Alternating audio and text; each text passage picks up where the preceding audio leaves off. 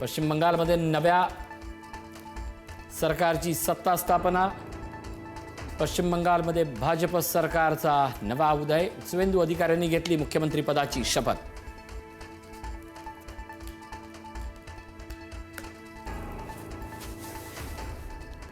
तामिळनाडूत विजय यांच्या शपथविधीवर नवसावट। बहुमतासाठी लागणारा 118 आमदारांचा आकडा अद्याप जुळला नाही। बहुमतासाठी विजय यांना आणखी 2 आमदारांची आवश्यकता।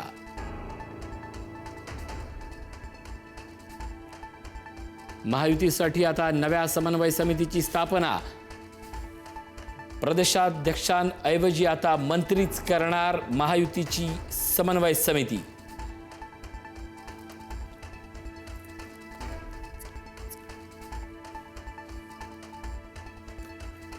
दीड वर्ष होऊनही राज्यातील महामंडळ वाटप रखडलेलंच। महायुतीमध्ये एकमत होत नसल्यानं महामंडळ वाटपाचं घोंगडं भिजत। इच्छुकांची संख्या अधिक असल्यानं महामंडळ वाटपास ब्रेक।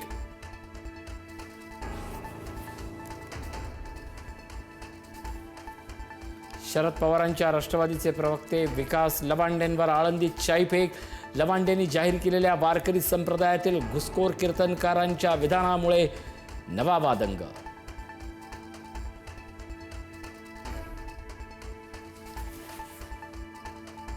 पुण्यातील नसरापूर अत्याचार प्रकरणी पीडित चिमुकलीचं कुटुंब आक्रमक। फाशीच्या शिक्षेच्या मागणीसाठी उद्या काढणार मूक मोर्चा।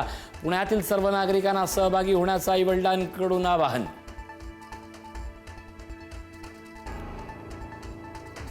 भंडाऱ्याच्या लाखनी शेजारी राहणाऱ्या नराधमानं केला अल्पवयीन मुलीवर अत्याचार। नराधमाच्या कृत्यामुळे पीडिता 4 महिन्याची गरोदर। लाखनी पोलिसात आरोपींविरुद्ध गुन्हा दाखल।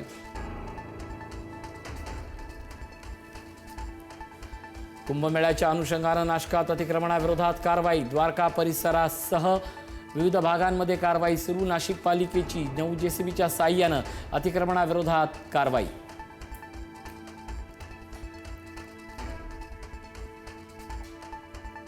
राज्यात 10वी परीक्षेत 94,000 विद्यार्थी मराठीत नापास। अभिजात दर्जाच्या मराठी भाषेचा निकाल फक्त 92%। गुजरातीचा निकाल 100%। मात्र मायबोलीची पिछेहाट। पुण्यात आज रात्रीपासून सीएनजी महागणार। सीएनजी गॅसमध्ये ₹1.5 दरवाढ। टॅक्सी चालक ऑटो रिक्षा चालकांच्या खिशाला कात्री।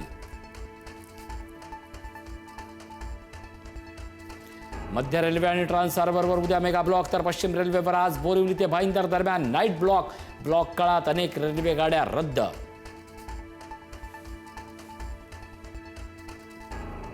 राज्यातील 14 जिल्ह्यांना आज आणि उद्या पावसाचा इशारा। कोल्हापूरसह विदर्भ आणि मराठवाड्यात पावसाचा अंदाज। 2 दिवस राज्यात पावसाचा ऑरेंज अलर्ट।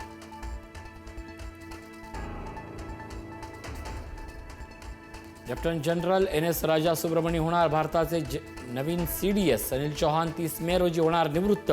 लवकरच राजा सुब्रमणी स्वीकारणार पदभार।